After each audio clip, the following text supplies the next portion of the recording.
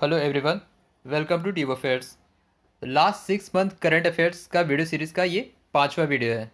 4 video पहले ही आ चुके हैं, ये पांचवा वीडियो है। लास्ट 6 मंथ के जितने भी करंट अफेयर्स हैं आपके upcoming exams, SBI PO mains, IBPS PO mains, clerk mains, उन सभी एग्ज़ाम्स के लिए ये इंपॉर्टेंट है। और 500 प्लस से ज़्यादा MCQ सभी कवर किए जाएंगे। और अगर आपने बाकी के वीडियोस नहीं देखे, उन सारे वीडियोस को एक बार आप ज़रूर देख लें। रिसेंट के जो भी बैंकिंग फाइनेंशियल अवेयरनेस है, करंट अफेयर्स का जो वीडियो सीरीज़ है, उस वीडियो का प्लेलिस्ट भी नीचे डिस्क्रिप्शन में है। और अगर आप चैनल पर फर्स्ट टाइम आए तो आप इस चैनल को सब्सक्राइब करें। वीडियो के एंड तक ज़रूर देखिएगा एक बार पूरा, और आप भी उन सारे क्वेश्चंस को सॉल्व ज़रूर करें 5 सेकेंड में। तो let's start the video. Last 6 month current affairs for SBI PO mains, IBPS PO clerk mains. तो पहला सवाल है, what is the rank of India in Henley passport index Q4 of 2021, चौथी तिमाही 2021 के चौथी तिमाही में जो एक रिपोर्ट रिलीज़ किया गया है हेनली पासपोर्ट इंडेक्स, भारत की रैंकिंग क्या है इसमें? इसका सही आंसर होगा ऑप्शन ए, 90। 90 रैंक इंडेक्स है इसमें, हेनली पासपोर्ट इंडेक्स में भारत की रैंकिंग ऑल ओवर। ये 2021 के शुरुआत में ये था 84 रैंक, 84th रैंक, बट ये अब शिफ्ट होकर नीचे और नीचे चला गया। तो 90th पोजीशन पे जो भारत है वो अपना जो रैंकिंग है ये शेयर करता है दो देशों के साथ। तो ये जो हेनले पासपोर्ट इंडेक्स है, इस रैंकिंग 90 पे भारत और दो देशों के साथ ये रैंकिंग को शेयर कर रहा है। वो दो देश हैं ताजिकिस्तान और बुर्किना फासो। ताजिकिस्तान और बुर्किना फासो, इन दोनों देशों की रैंकिंग भी 90th रैंक है। Henley passport index Q4 of 2021 यानी अक्टूबर से दिसंबर तक का ये रिपोर्ट इंडेक्स जारी किया गया है। आगे देखते हैं, इंडेक्स में टॉप शीट्स पर कौन सा देश है? जापान और सिंगापुर। तो ये दोनों देश हैं, आप याद रखिएगा, जापान और Singapore, as they allowed travel visa free to all 192 countries. और ये जो रिपोर्ट रिलीज़ किया जाता है हेनले पासपोर्ट इंडेक्स, ये रिलीज़ किया जाता है London based Henley and partners with data share from international air traffic association, IATA के द्वारा उनसे जो डेटा लिया गया उसके साथ ये रिपोर्ट रिलीज़ किया गया। और जो लिस्ट पावरफुल पासपोर्ट्स है वो हैं अफ़गानिस्तान, इराक, सीरिया, पाकिस्तान। इन देशों के सबसे वीक पासपोर्ट्स हैं। दूसरे रैंक पर है जर्मनी और साउथ कोरिया। तो कभी कभी एग्ज़ाम में दूसरे रैंक का भी पूछ दिया जाता है, क्योंकि उन्हें पता है कि फर्स्ट रैंक सभी याद करते हैं। तो सेकंड रैंक पर है जर्मनी और साउथ कोरिया। अगला सवाल है, who won the Turkish grand prix 2021? जो फार्मूला वन रेस होता है टर्किश ग्रैंड प्रिक्स 2021 को जीता किसने? इसका सही जवाब होगा वाल्टेरी बोतास। तो वाल्टेरी बोतास जो कि फिनलैंड के हैं, मर्सिडीज टीम के लिए ये ड्राइव करते हैं, इन्होंने जीता टर्किश ग्रैंड प्रिक्स 2021 और यही हुआ था इस्तांबुल, टर्की में। मैक्स वर्स्टापेन जो कि रेडबुल के लिए हैं, ड्राइव करते हैं, इन्हें दूसरा रैंक मिला। सेकंड पोजीशन पे ये आए। सर्जियो पेरासी जो कि रेडबुल ड्राइव करते हैं, सर्जियो पेरेस, ये थर्ड रैंक पे रहे। और चौथे रैंक पे रहा चार्ल्स लेक्रेक जो कि फरारी ड्राइव करते हैं। और इस पूरे टर्किश ग्रैंड प्रिक्स में मर्सिडीज के जो ड्राइवर है लुइस हैमिल्टन, उन्हें पाँचवें पोजीशन मिला, फिफ्थ पोजीशन मिला लुइस हैमिल्टन को। और रिसेंटली लुइस हैमिल्टन ने अपने करियर का 101वां 101th जो ग्रैंड प्रिक्स जीता था वो रशियन ग्रैंड प्रिक्स जीता था। तो सबसे ज़्यादा जो रिकॉर्ड है फार्मूला वन रेस जीतने का वो है लुइस हैमिल्टन का, 101।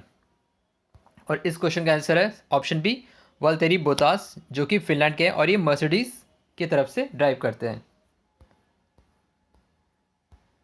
Quad nations conducted second phase of exercise Malabar 2021 in at. तो कहाँ ये मालाबार 2021 कंडक्ट किया गया था? इसका सही आंसर होगा option C, bay of Bengal, Bengal की खाड़ी में। तो क्वाड नेशंस कौन कौन से हैं? भारत, ऑस्ट्रेलिया, US और जापान। और क्वाड की जो इस्टेब्लिशमेंट, ये स्थापना हुई थी, ये हुई थी 2007 में। और ये जो है मालाबार 2021, ये 3 डे लॉन्ग नेवल एक्सरसाइज था। और भारत की तरफ से जो रिप्रेजेंट किया था वो था INS रणविजय और सतपुरा। INS रणविजय और सतपुरा। तो ये आप याद रखिएगा, इंडिया की तरफ से जो मालाबार में पार्टिसिपेट किया था वो था INS रणविजय और सतपुरा, और ये हुआ था बंगाल की खाड़ी में।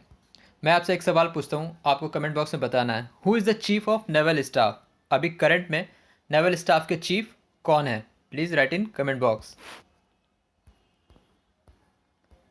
विच country unveiled world's first driverless train recently in October.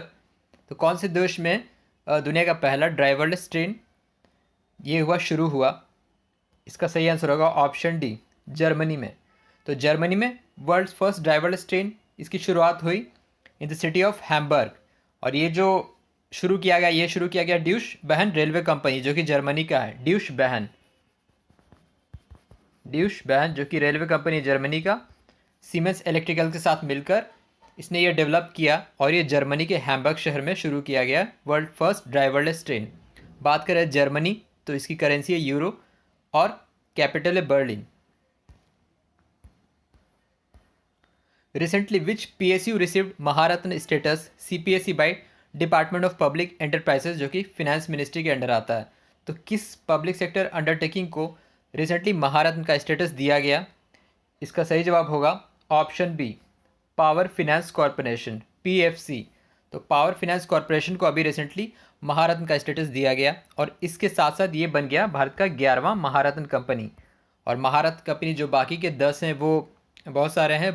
Bharat heavy electricals limited BHEL, गेल हो गया, IOCL हो गया, ONGC हो गया, BPCL हो गया, NTPC हो गया, steel authority of India limited हो गया।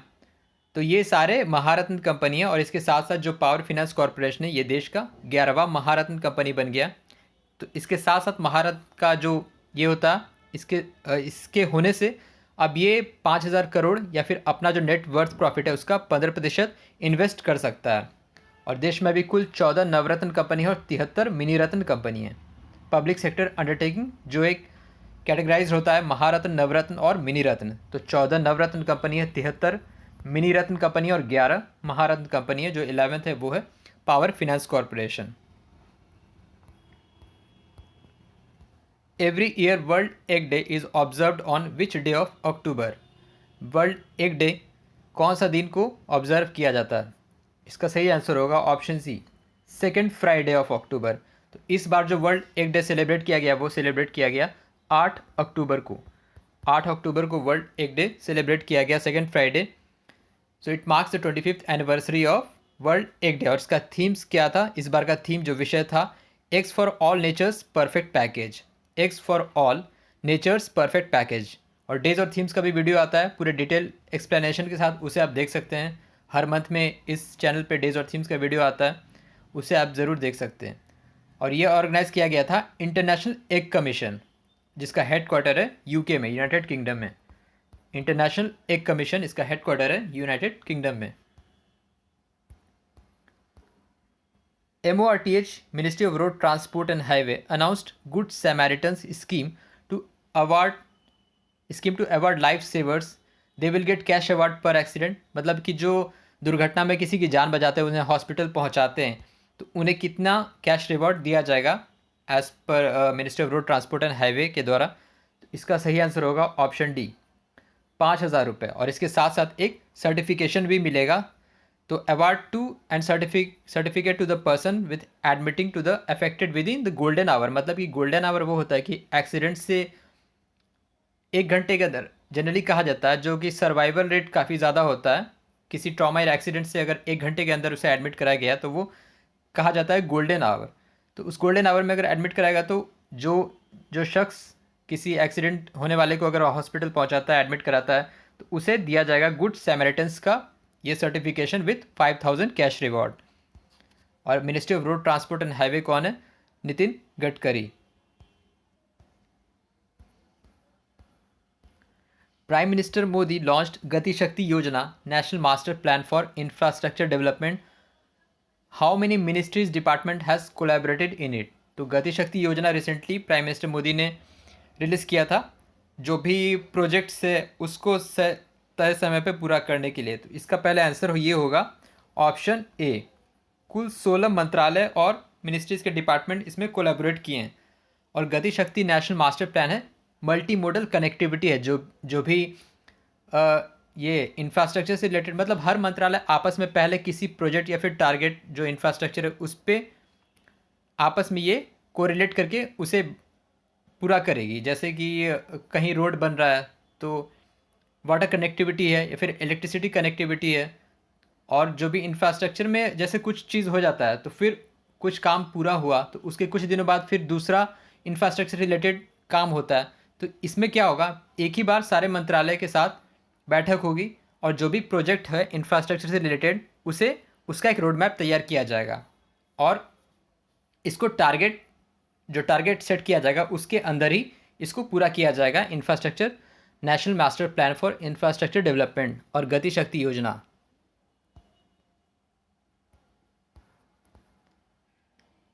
इन which country ministry of state external affairs Meenakshi Lekhi participated 60th NAM non aligned movement meeting recently. तो किस देश में ये पार्टिसिपेशन हुआ था 60th नाम का? इसका सही आंसर होगा ऑप्शन सी, सर्बिया। तो सर्बिया में जो external affair ministry of state Meenakshi Lekhi उन्होंने पार्टिसिपेट किया था। नाम क्या है? नॉन अलाइड मूवमेंट, जिसकी स्थापना हुई थी 1961 में, 1961 में, और 120 मेंबर कंट्री हैं और ये सर्बिया में हुआ था मीटिंग। सर्बिया की राजधानी है बेलग्रेड और करेंसी है दिनार और इसकी राजधानी है Belgrade. From which place minister Anurag Thakur launched nation wide clean India program. Clean India program कहाँ से लॉन्च किया गया? इसका सही आंसर होगा ऑप्शन सी, प्रयागराज, जो कि पहले इलाहाबाद था। तो minister youth affairs and sports जो अनुराग ठाकुर है उन्होंने पार्टिसिपेट किया था cleanness drive on the launch of nation wide clean India programme और ये प्रयागराज से ही इसको लॉन्च किया गया। तो programme aims to create awareness for all people in cleaning waste, mainly single plastic waste को कम करने के लिए, सफाई अभियान के लिए पूरे तरीके से क्लीन इंडिया प्रोग्राम इसको लॉन्च किया गया था प्रयागराज से। Which international organisation released global financial stability report analysis cryptoisation. तो क्रिप्टोइजेशन को कौन सी अंतर्राष्ट्रीय संस्था, वित्त संस्था ने जारी किया जो एक रिपोर्ट है ग्लोबल फाइनेंशियल स्टेबिलिटी रिपोर्ट? इसका सही आंसर होगा option A, IMF, international monetary fund, अंतर्राष्ट्रीय मुद्रा कोष। तो ये जारी किया एक report global financial stability report जो कि एनालिसिस ऑफ क्रिप्टोइजेशन। तो क्रिप्टो करेंसीज को देश भर में अडॉप्ट करने के लिए उसका क्या है रीज़न और क्या फ़ायदा है, उसके लिए ये जारी किया है रिपोर्ट इंटरनेशनल मॉनेटरी फंड। और बात करें इंडिया की तो ग्लोबली इंडिया का रैंक सेकेंड है ग्लोबल क्रिप्टो एडेप्टेशन में। ग्लोबल क्रिप्टो एडेप्टेशन इंडेक्स में भारत की रैंकिंग सेकेंड है और इस लिस्ट में टॉप पे है वियतनाम। वियतनाम इस लिस्ट में टॉप पर है। बात करें इंटरनेशनल मॉनेटरी फंड तो इसकी MD कौन है? क्रिस्टालिना गॉर्जीवा। कुल 190 मेंबर कंट्रीज़ हैं, 190 मेंबर कंट्रीज़ है और हेड क्वार्टर है वाशिंगटन में। How many CPSE central public sector enterprises tagged as excellent category in the assessment by department of public enterprises? इसका सही आंसर होगा ऑप्शन बी, 25। टोटल 25 CPSE जो है central public sector enterprises tagged as excellent category in the assessment by department of public enterprises. और कुल जो सर्वे मतलब ये हुआ था, रिपोर्ट लिया गया था 144 जो सेंट्रल पब्लिक सेक्टर एंटरप्राइजेस है उनका रिपोर्ट तैयार किया गया था।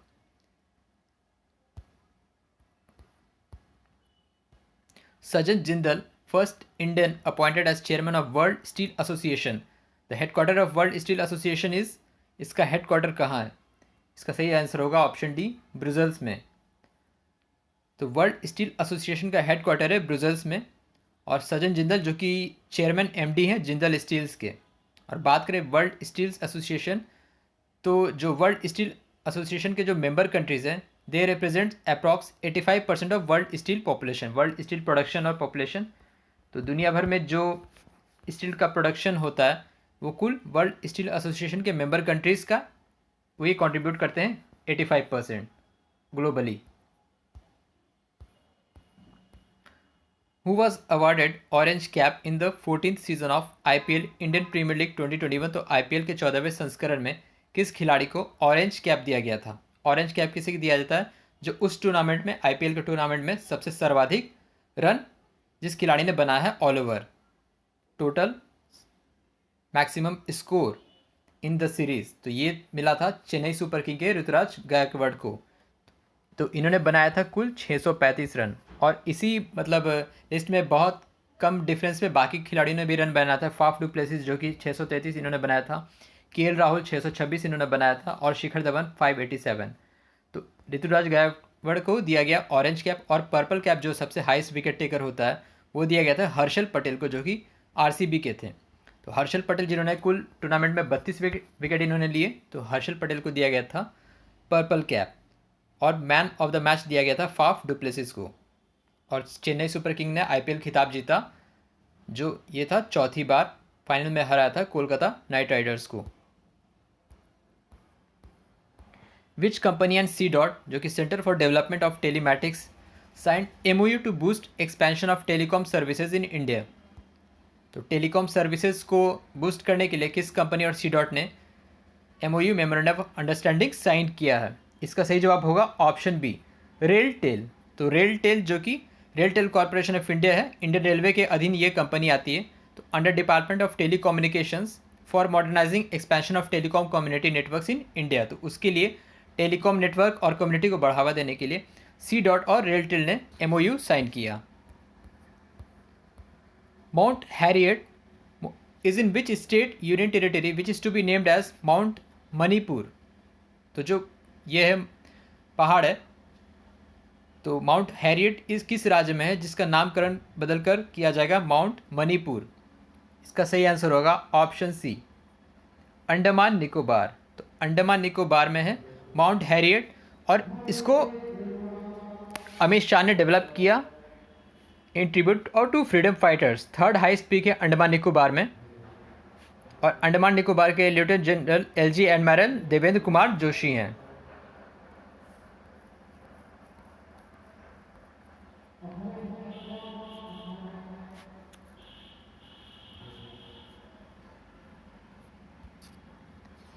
मेरे घर मेरे नाम scheme launch in which state.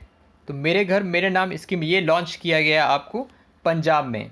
तो पंजाब में ये स्कीम लॉन्च किया गया, मतलब जो लोगों ये ओनरशिप रहेगा लोगों को उनके लैंड के साथ, जो नॉन एग्रीकल्चर पर्पस के लिए जो उन्हें ज़मीन का ये मिलेगा, ज़मीन जो उन्हें दिया जाएगा, उसके लिए ये लॉन्च किया गया मेरे घर मेरे नाम स्कीम पंजाब में। और इसके साथ साथ राजस्थान में भी एक स्कीम लॉन्च किया गया, प्रशासन गांव के संग राजस्थान में लॉन्च किया गया, ताकि जो विलेजेस में सरकारी सेवाओं को प्रदान किया जाए।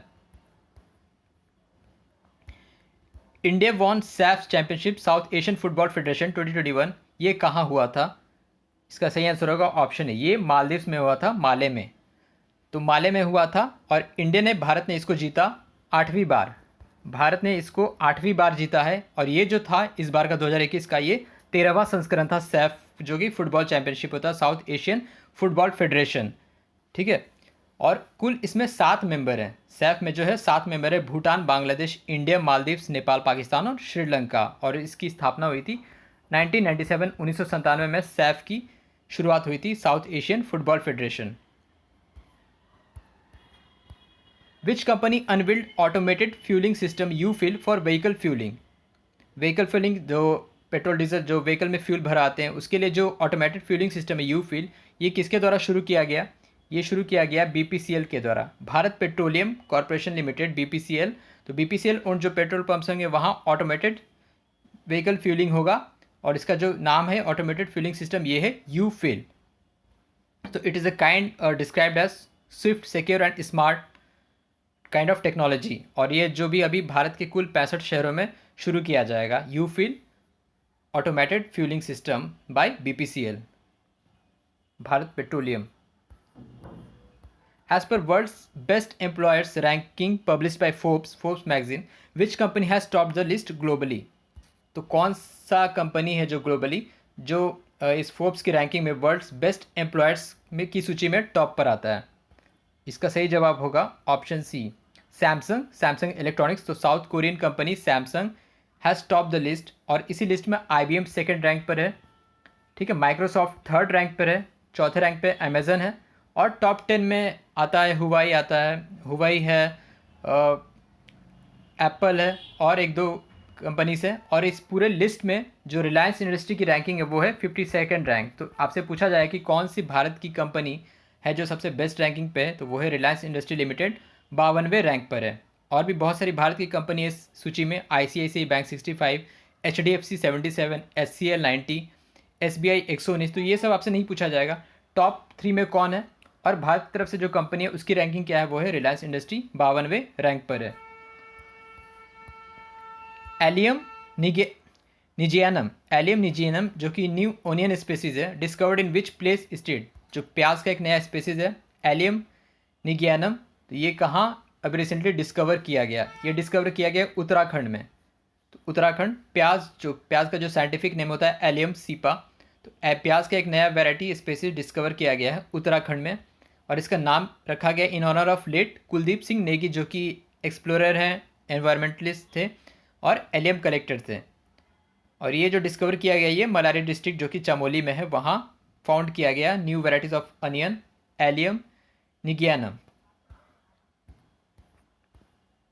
Which PSU public sector undertaking won 2 prestigious environmental awards, Gold Award and Platinum Award? तो ये दिया गया NMDC को, national mineral development corporation NMDC, जो कि एक पब्लिक सेक्टर अंडरटेकिंग, इसे 2 पुरस्कार दिया गया, गोल्ड अवार्ड और प्लैटिनम अवार्ड एनवायरमेंटल अवार्ड्स के कैटेगरी में। Gold award for environmental sustainability category और platinum award environmental management category, इन दोनों के कैटेगरी में दिया गया NMDC को, जो कि है national mineral development corporation, India's largest iron ore producer public sector. Which state implemented मुख्यमंत्री राशन आपके द्वार योजना फ्रॉम नवंबर 2021? तो मुख्यमंत्री राशन आपके द्वार योजना ये शुरू किया गया मध्य प्रदेश में। तो मध्य प्रदेश में तो ये जो राशन प्रोवाइड कराया जाएगा डोर स्टेप गाँव के लोगों को, जहाँ की मतलब PDS अनअवेलेबल है, फिर जो भी फेयर प्राइस शॉप्स नहीं है वहाँ ये प्रोवाइड कराया जाएगा डोर स्टेप मुख्यमंत्री राशन आपके द्वार इन मध्य प्रदेश।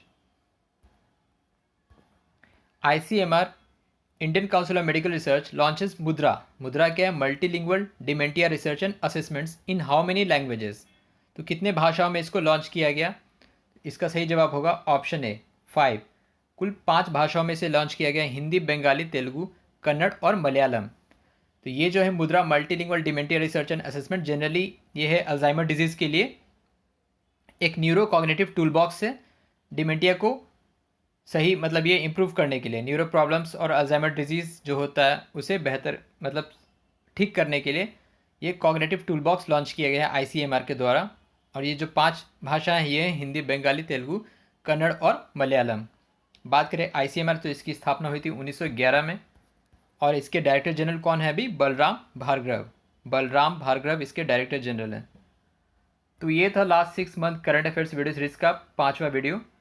आप बाकी के वीडियोस ज़रूर देखें, उन सारे वीडियोस में जो भी क्वेश्चंस लिए गए उन सभी को आप ज़रूर देखें, और please like, comment and share the video. So thank you very much for watching the video.